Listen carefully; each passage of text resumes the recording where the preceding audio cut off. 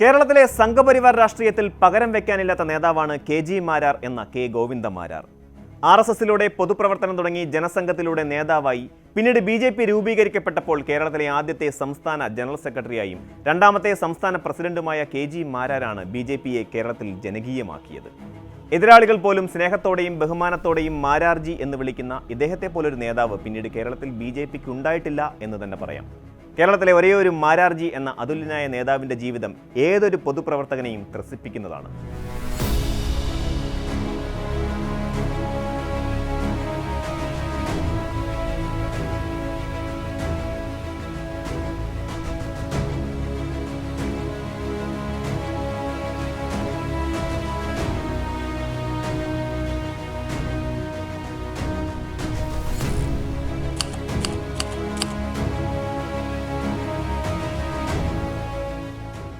നാരായണ മാരാരുടെയും നാരായണി വാരസ്യാരുടെയും 4 മക്കളിൽ മൂന്നാമനായി 1934 September 17 K. Govinda Marar ജനിച്ചത്.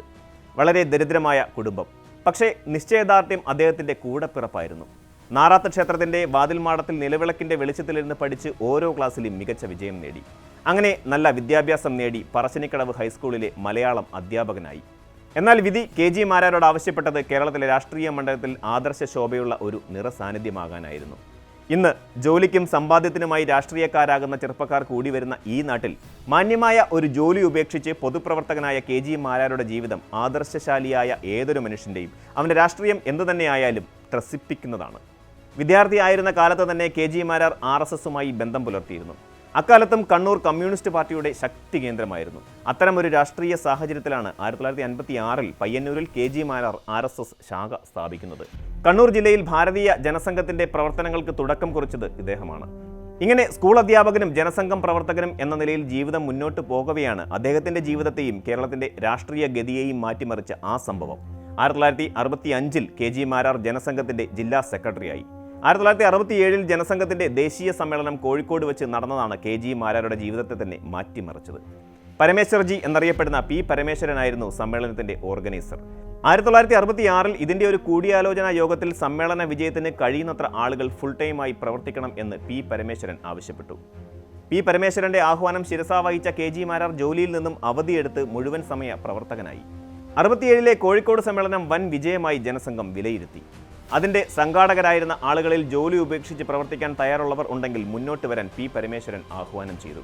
കെ.ജി. മാരാർ അതിന് തയ്യാറായി. അന്ന് ആ ജോലി ഉപേക്ഷിച്ചു അദ്ദേഹം പൊതുപ്രവർത്തന രംഗത്തേക്ക് ഇറങ്ങി. അക്കാലത്ത് കാസർഗോഡ്, മലപ്പുറം ജില്ലകളില്ല. അങ്ങനെ അദ്ദേഹം ആ പ്രദേശങ്ങൾ കൂടി ഉൾപ്പെടുന്ന കോഴിക്കോട്, കണ്ണൂർ ജില്ലകളുടെ ഓർഗനൈസിംഗ് സെക്രട്ടറിയായി മാറി. കഴിവുറ്റ സംഘാടകൻ മാത്രമായിരുന്നില്ല കെ.ജി. മാരാർ, പ്രഗത്ഭനായ പ്രഭാഷകൻ കൂടിയായിരുന്നു. അങ്ങനെ മലബാർ മേഖലയ്ക്ക് പുറത്തേക്കും കെ.ജി. മാരാർ അറിയപ്പെടാനും സമ്മേളനങ്ങളിലെ സജീവ സാന്നിധ്യമായി മാറുകയും ചെയ്തു. 1975 ജൂൺ 25-നും 1977 മാർച്ച് 21-നും ഇടയിലുള്ള അടിയന്തരാവസ്ഥ കാലത്ത് കെ.ജി. മാരാർ അറസ്റ്റ് ചെയ്യപ്പെട്ടു. 18 മാസം അദ്ദേഹം ജയിൽവാസം അനുഷ്ഠിച്ചിട്ടുണ്ട്. ജയിൽ മോചിതനായ കെ.ജി. മാരാർ ജനതാ പാർട്ടിയുടെ നേതാവാകുകയും കണ്ണൂർ ജില്ലാ പ്രസിഡന്റ് സ്ഥാനത്തെത്തുകയും ചെയ്തു. 1980 ഇദ്ദേഹം BJP സംസ്ഥാന സെക്രട്ടറിയായി. BJP രൂപീകരിക്കുമ്പോൾ O. രാജഗോപാലായിരുന്നു സംസ്ഥാന പ്രസിഡന്റ്. ഒ. രാജഗോപാൽ സംസ്ഥാന പ്രസിഡന്റ് പദം ഒഴിഞ്ഞപ്പോൾ കെ.ജി. മാരാർ സംസ്ഥാന പ്രസിഡന്റായി. 1982 മുതൽ 87 വരെയും പിന്നീട് 1993 മുതൽ 95 മരിക്കും വരെയും കെ.ജി. മാരാർ BJPയുടെ സംസ്ഥാന അധ്യക്ഷനായിരുന്നു. അപ്പോഴേക്കും കേരളത്തിലെ രാഷ്ട്രീയ മണ്ഡലത്തിൽ മാരാർജി എന്ന വാക്ക് അദ്ദേഹത്തെ കക്ഷി രാഷ്ട്രീയ ഭേദമന്യേ അടയാളപ്പെടുത്തി തുടങ്ങിയിരുന്നു. സൗമ്യനും ആദർശശാലിയുമായിരുന്നു എന്നതിനാൽ മറ്റ് രാഷ്ട്രീയ നേതാക്കളും മാരാർജിയുമായി സൗഹൃദം സ്ഥാപിക്കാൻ മടിച്ചില്ല. ആദർശം മൂലധനമായി സൂക്ഷിക്കുമ്പോഴും പ്രായോഗിക രാഷ്ട്രീയത്തിന്റെ സാധ്യതകൾ തേടാൻ മാരാർജി മടിച്ചിരുന്നില്ല. കെ.ജി. മാരാർക്ക് വേണ്ടി EMSും പിണറായി വിജയനും പോലും തെരഞ്ഞെടുപ്പ് പ്രചാരണത്തിന് എത്തിയിട്ടുണ്ട് എന്ന് പറഞ്ഞാൽ നിങ്ങൾ വിശ്വസിക്കുമോ? സംഗതി സത്യമാണ്. അടിയന്തരാവസ്ഥയ്ക്ക് പിന്നാലെ 1977 നടന്ന തെരഞ്ഞെടുപ്പിൽ CPM ജനതാ പാർട്ടി സഖ്യമാണ് മത്സരിച്ചത്. ഉദുമ മണ്ഡലത്തിൽ അന്ന് പ്രതിപക്ഷ മുന്നണിയുടെ സ്ഥാനാർത്ഥിയായി കെ.ജി. മാരാരായിരുന്നു മത്സരിച്ചത്. മാരാരെ വിജയിപ്പിക്കണമെന്നാവശ്യപ്പെട്ട് EMSും പിണറായി വിജയനുമെല്ലാം അന്ന് ഉദുമയിലെത്തി പ്രസംഗിക്കുകയും ചെയ്തിരുന്നു. കെ.ജി. മാരാർ അന്ന് 28,145 വോട്ടുകളാണ് നേടിയത്. സ്വതന്ത്രനായി നിന്ന് വിജയിച്ച N.K. ബാലകൃഷ്ണൻ 31,690 വോട്ടുകൾ നേടി. 3,545 വോട്ടുകൾക്കാണ് N.K. ബാലകൃഷ്ണൻ കെ.ജി. മാരാരെ തോൽപ്പിച്ചത്. CPMുമായി മാത്രമല്ല കോൺഗ്രസുമായും മുസ്ലിം ലീഗുമായും കെ.ജി. മാരാർ സഖ്യമുണ്ടാക്കിയിട്ടുണ്ട്. 1991 കോൺഗ്രസുമായും മുസ്ലിം ലീഗുമായും BJP തെരഞ്ഞെടുപ്പ് ധാരണയുണ്ടാക്കിയത്. ഇന്നും കോലീബി സഖ്യം എന്ന പേരിൽ രാഷ്ട്രീയ കേന്ദ്രങ്ങൾ ചർച്ച ചെയ്യുന്ന ഈ രാഷ്ട്രീയ സഖ്യം പക്ഷേ BJPക്ക് ഗുണം ചെയ്തില്ല എന്നത് മറ്റൊരു വസ്തുതയാണ്. 1991 ലോക്സഭയിലേക്കും നിയമസഭയിലേക്കും ഒരുമിച്ചാണ് തെരഞ്ഞെടുപ്പ് നടന്നിരുന്നത്. ഈ തെരഞ്ഞെടുപ്പിൽ പരാജയം മണത്ത UDF നേതൃത്വം BJPയുമായി ഒരു രഹസ്യധാരണ ഉണ്ടാക്കുകയായിരുന്നു. ബേപ്പൂർ നിയമസഭാ മണ്ഡലത്തിലും വടകര ലോക്സഭാ മണ്ഡലത്തിലും BJP പൊതു സ്വതന്ത്രരെ നിർത്തുക. ഇവിടെ കോൺഗ്രസും ലീഗും BJPയെ സഹായിക്കും. പകരം കേരളമാകെ BJP UDFനെ സഹായിക്കും.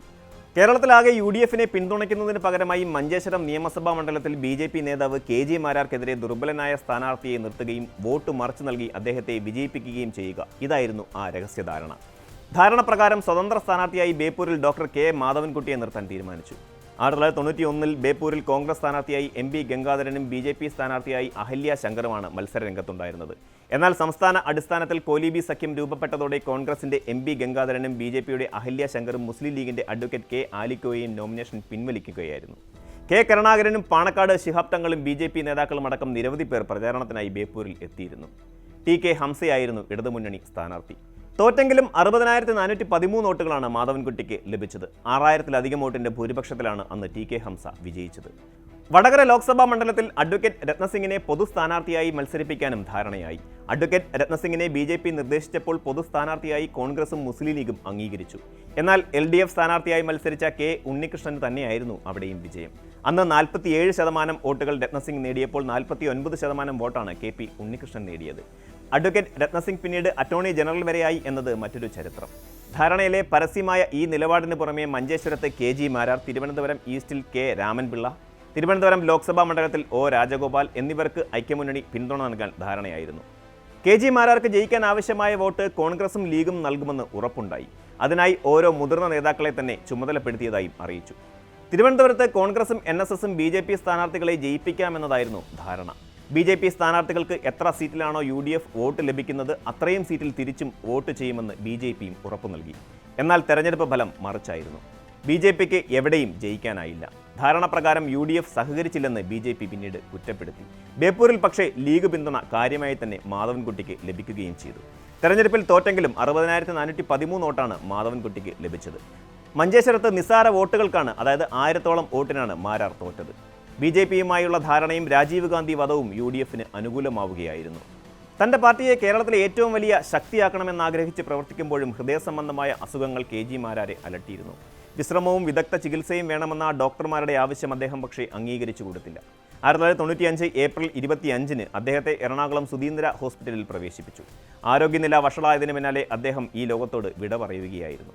കണ്ണൂരിലെ പയ്യാമ്പലം കടപ്പുറത്ത് AKGയെ സംസ്കരിച്ചതിന് തൊട്ടടുത്തായാണ് KG മാരാർക്കും അന്ത്യവിശ്രമം ഒരുക്കിയത്.